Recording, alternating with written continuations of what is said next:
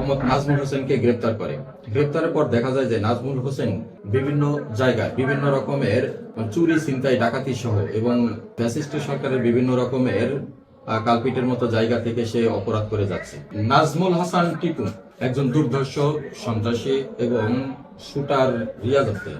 তার সহযোগী হিসেবে সে বিভিন্ন জায়গায় প্রথমত করে কি সাংবাদিক সহ এলাকার বিভিন্ন গণ্যমান্য ব্যক্তিদেরকে নিয়ে বিভিন্ন রকমের ফেসবুকে অশ্লীল মন্তব্য করে এবং তাদেরকে ছবি ভিডিও ধারণ করে তাদেরকে ব্ল্যাকমেল করার জন্য টাকা পয়সা মোবাইল ফোনের মাধ্যমে চায়। এবং সেই হিসাবে এশিয়ান টিভির একজন স্বনামধন্য সিনিয়র সাংবাদিক গাজী শহীদুল্লাহ থানায় একটি অভিযোগ দায়ের করেন। তারই প্রেক্ষিতে একটি মামলা রুজু হয়। সেই মামলা রুজুর ক্ষেত্রে তদন্তকারী কর্মকর্তা হিসেবে এসআই নাজিমউদ্দিনকে দেওয়া হলে নাজিমউদ্দিন সেই বিষয়ে মোহাম্মদ নাজমুল হোসেনকে গ্রেপ্তার করে।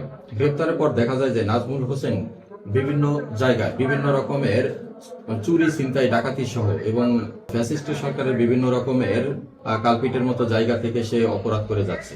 তো যারাই এই ধরনের অপরাধ করে যাচ্ছে এবং চাঁদাবাজি করে যাচ্ছে তাদের বিরুদ্ধে আমাদের অভিযান অব্যাহত থাকবে।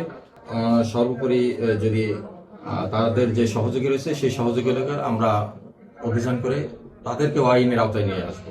এবং সেই একাধিক মামলার যে আসামি, সেই আসামি হিসেবে বিভিন্ন মামলা রয়েছে, তাদেরকে বিভিন্ন মামলায় আদালতে প্রেরণ করে তাদেরকে রিমান্ডের আবেদন প্রেরণ করা হবে। রিমান্ড হইলে পরবর্তীতে আমরা আবার তাকে নিবিড়ভাবে জিজ্ঞাসাবাদ করে তার কাছে আরো কোনো তথ্য যদি পাওয়া যায় তাহলে পরবর্তীতে আবার আপনাদেরকে জানানো হবে।